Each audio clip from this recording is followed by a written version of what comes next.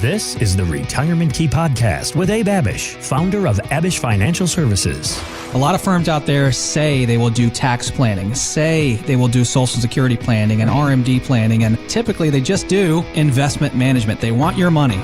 You've worked hard your whole life to earn and save. Now you need a plan to make that money work hard for you. Where do you stand today with your retirement accounts, with your insurance, with Social Security, RMDs, taxes, all of it? This is how we need to think. We need to think outside of the box on these matters. Abe is here to help you unlock the keys to your retirement. Abe, there was a new survey done by Mattress Firm. They find that more than half of American workers feel their on-the-job performance stumbles if they don't get enough sleep. It leaves them irritated, unhappy, unmotivated.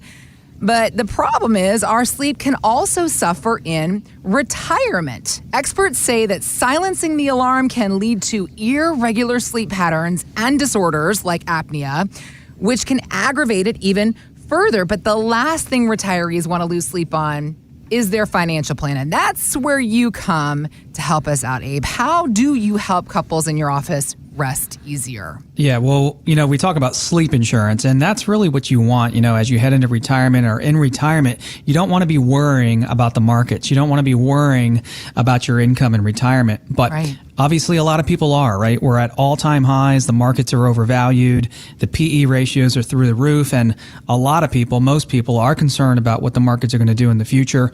We all know they go up and down. That's healthy and normal. But hey, when they're overvalued and super high, we got to be cautiously optimistic. Right. People are concerned with inflation. We'll talk about that today. People are concerned about healthcare and what will happen if they had a healthcare event. But going back to that survey in Mattress Firm, it found that most people had the best sleep on Fridays and Saturdays. That, sounds pretty right. People had the worst sleep on Sundays and Mondays. 80% said the quality of sleep that they get on a day-to-day basis sets the tone for the following day, which is obviously true.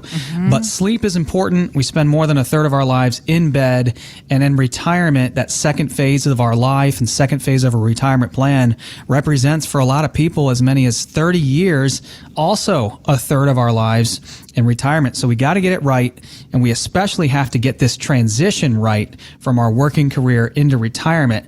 That's what we believe is our forte and strength as a firm, is that transition, that switch from just growth to growth and income. Our paychecks have stopped and we have to generate income. So we just had a gentleman call in, and he works for Pepsi, and he's worked for Pepsi for I think 35 years. Wow. And he's got a huge pension decision to make, almost $1 million in a lump sum pension option to make a decision on. Okay. And he can either take the Pepsi option or take the $1 million and invest it on his own, or invest it with an advisor firm and purchase an annuity or invest in the market, whatever he wants to do. But big decision coming up. Got about $1.1 million to make a decision on. He's retiring January 1st of 2022.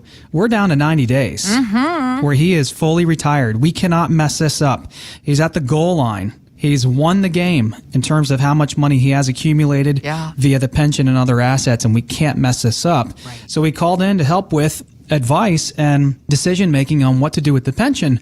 Just listening to this gentleman talk, we found out that all of his work colleagues at Pepsi have never taken the pension option through Pepsi. Really? None of them took it. Instead, they took the lump sum option and either invested on their own and have done really well, or worked with an advisor to help set up an income plan and pension alternatives. Interesting. Okay. Yes. So why would all of his work colleagues be taking the lump sum option? Well, if it makes sense, and you have to run the numbers on this, there could be more benefit for you to take that lump sum pension option and create your own quote unquote pension of your own, maybe through an annuity, or invest the rest in the stock market. And there could be additional benefits for you by doing that, like having a death benefit available to your family, like having control and access and flexibility of those funds versus taking the pension option in the pension plan and never having access to those funds for the rest of your life. So we ran the numbers for him, and that was his main concern. What do I do with this lump sum pension, Abe, which is, like $1 million bucks? From there, if I do take it and invest it, where do I invest it? Because he's in middle of the road in terms of of risk tolerance, like a 5 on our scale of 1 to 10. Okay. How do I invest it? How does volatility in the markets and drawdown and all these things affect my pension money? Am I going to run out of money before I pass, which is the biggest concern for a retiree? And how do you help me with all of these concerns? Because this is an income forte, like an income specialization, a emphasis on phase 2 of a retirement plan. See, if we're just talking about rate of return and what you're earning on this million or 1.1 million, that's not going to do this gentleman any good. Because he needs both growth, Heather, for the next 30 years and income starting in 90 days. Right. Like, we don't have any time to take a step back. And in 90 days, we need to be generating income and not taking on too much risk. So what was the solution for him?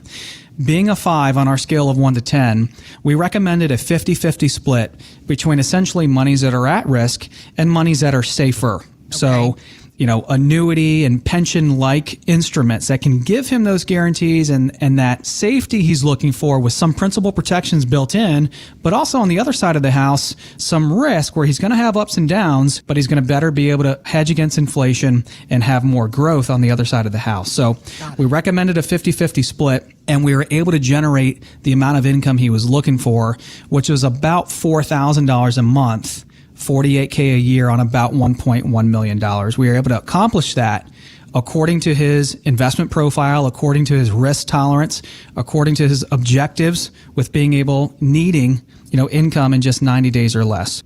So, Abe, you were talking all about income, and obviously it's such an important thing that we have to have a planned income stream in our retirement years. And with that in mind, we also have to think about what could come in and disrupt that income stream. And we're hearing an ugly economic term from the 1970s. Stagflation is the word. Apparently, it's the perfect storm of sluggish growth coupled with soaring inflation. Some economists are tossing around the word based on price spikes from the supply chain interruptions and a more pessimistic gross domestic product forecast, which has been triggered by the Delta variant.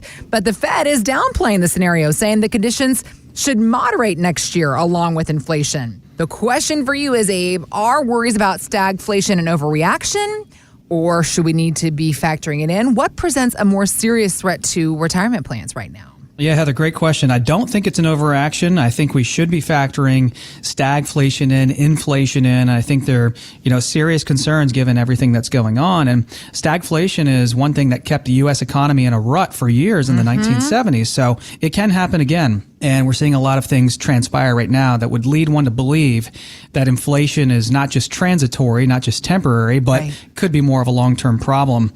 And so we want to be prepared for that. We don't want to have too much of our money. We talk about this on the show a lot in dead money, meaning in assets that aren't growing, right? That are being left behind and are dead because we're making 0 to 2% perhaps, right? So we need to be careful of that. And we could live another 30 years and we need to make sure our income keeps up with us and doesn't end if we're still living, obviously. Right. So we just had a lady call in and she's 65. She's retiring in 36 months at 68 years old. Okay. She's saved $1.3 million. She also has a couple $100,000 in extra cash. And she came in concerned about the markets, concerned about inflation and healthcare. Being a single female, her mother passed away in her 90s. She is probably going to live into her 90s as well. So she wanted to be prepared for that. Inflation, income, healthcare, these are major concerns for most retirees, but especially women a lot of the time because women outlive men on average. So what was her problem, Heather? Well, her problem was she had no plan at all. $1.3 million. Great job of investing, saving, accumulating. No income plan, though. No transition plan, right? So we put together a plan for her to address all of these issues. We put together a retirement income plan. What is that? That's a roadmap. Simple. It's a GPS. Tells you where you are today. Tells you where you're headed. Do we need to work more? Do we need to save more? Are we in good shape? How much risk are you taking? Well, let's reduce risk or increase risk.